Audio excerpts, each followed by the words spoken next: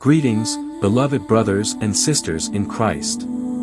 Today, we will explore the remarkable story of Esther, a woman of great courage and faith, who played a pivotal role in the deliverance of her people from destruction.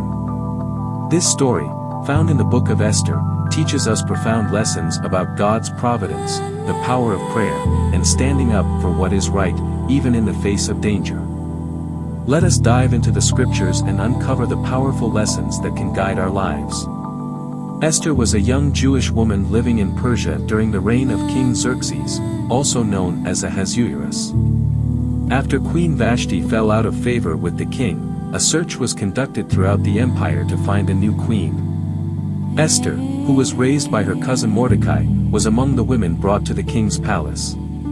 Despite her humble beginnings, Esther found favor in the eyes of King Xerxes and was chosen to be queen. Esther 2 verse 17. Now the king was attracted to Esther more than to any of the other women, and she won his favor and approval more than any of the other virgins.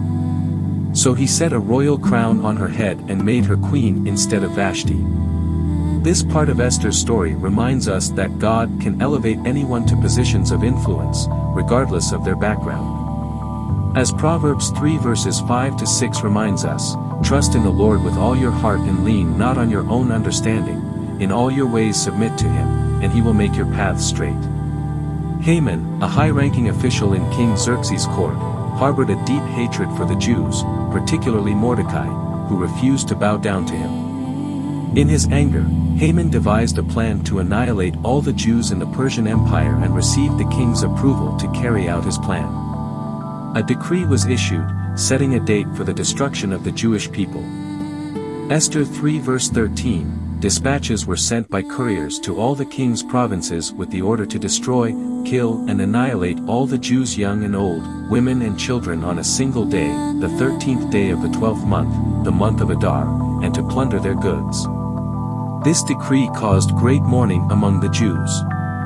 Mordecai, in deep distress, sent word to Esther, urging her to go before the king and plead for the lives of her people.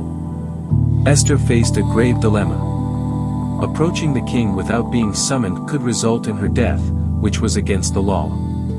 However, Mordecai reminded her that her position as queen might have been for such a time, as this was a divine appointment to save her people. Esther 4 verses 13 to 14, do not think that because you are in the king's house you alone of all the Jews will escape. For if you remain silent at this time, relief and deliverance for the Jews will arise from another place, but you and your father's family will perish. And who knows but that you have come to your royal position for such a time as this.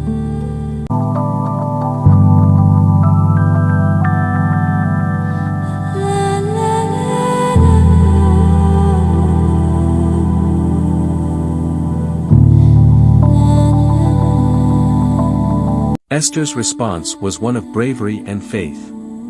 She asked Mordecai and the Jews in Susa to fast and pray for 3 days, after which she would go to the king, even if it meant risking her life. Esther 4 verse 16, Go, gather together all the Jews who are in Susa, and fast for me. Do not eat or drink for 3 days, night or day. I and my attendants will fast as you do. When this is done, I will go to the king, even though it is against the law. And if I perish, I perish. Esther's willingness to sacrifice her life for the sake of her people is a powerful example of selflessness and courage. In the same way, Jesus taught us about the greatest love. Greater love has no one than this, to lay down one's life for one's friends. John 15 verse 13. On the third day, Esther courageously approached the king, who extended his golden scepter to her, sparing her life. She invited the king and Haman to a banquet, where she planned to reveal Haman's wicked plot. During the second banquet, Esther exposed Haman's plan to destroy her and her people. Esther 7 verses 3 to 4, Then Queen Esther answered, If I have found favor with you, your majesty, and if it pleases you, grant me my life, this is my petition. And spare my people, this is my request. For I and my people have been sold to be destroyed, killed, and annihilated. The king, enraged by Haman's treachery, ordered that Haman be hanged on the very gallows he had prepared for Mordecai. Esther 7 verse 10, so they impaled Haman on the pole he had set up for Mordecai.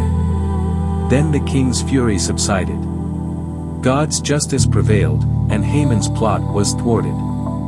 This part of the story is a reminder of Psalm 7 verses 15 to 16, "Whoever digs a hole and scoops it out falls into the pit they have made. The trouble they cause recoils on them, their violence comes down on their own heads." Even though Haman was dead, the decree to destroy the Jews still stood. However, the king allowed Esther and Mordecai to issue a new decree, giving the Jews the right to defend themselves against their enemies. On the appointed day, the Jews triumphed over those who sought their harm, and the day of their deliverance became a time of joy and celebration. Esther 9 verses 1 to 2, on the 13th day of the 12th month, the month of Adar, the edict commanded by the king was to be carried out. On this day the enemies of the Jews had hoped to overpower them, but now the tables were turned and the Jews got the upper hand over those who hated them. The story of Esther concludes with the establishment of the Feast of Purim, a celebration of God's deliverance of his people. Esther 9 verse 22, as the time when the Jews got relief from their enemies, and as the month when their sorrow was turned into joy and their mourning into a day of celebration. He wrote them to observe the days as days of feasting and joy and giving presents of food to one another and gifts to the poor.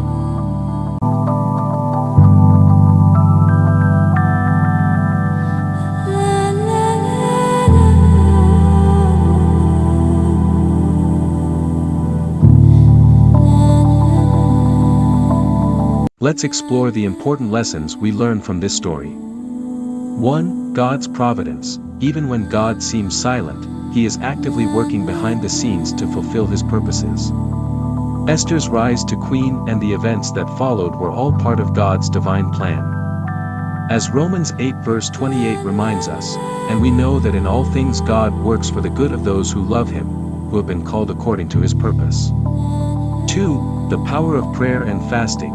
Esther and the Jewish people turned to God in prayer and fasting during their time of crisis. Their example shows us the importance of seeking God's guidance and intervention in difficult situations. 3. Courage to stand for what is right.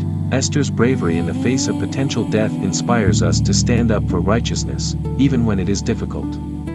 As 2 Timothy 1 verse 7 states, "For the Spirit God gave us does not make us timid, but gives us power, love, and self-discipline." 4. God's justice. Haman's downfall and the Jews' victory serve as a reminder that God is just and will defend his people.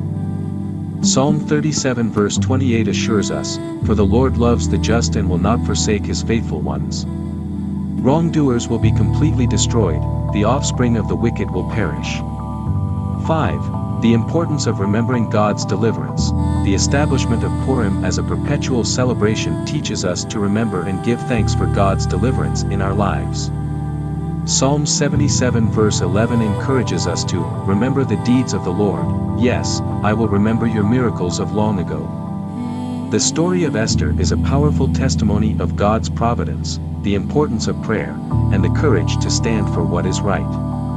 It reminds us that no matter how dark the situation may seem, God is always at work, and he will bring justice and deliverance to those who trust in him. James 4 verse 10, "Humble yourselves before the Lord, and he will lift you up." If this story has inspired you, please consider subscribing to our channel and turn on notifications. Stay connected with us for more uplifting and life-changing stories from the Bible. Join our community to grow in faith and strengthen your walk with God. Share this video with your loved ones, and together, let's spread the message of his eternal love and faithfulness. God bless you.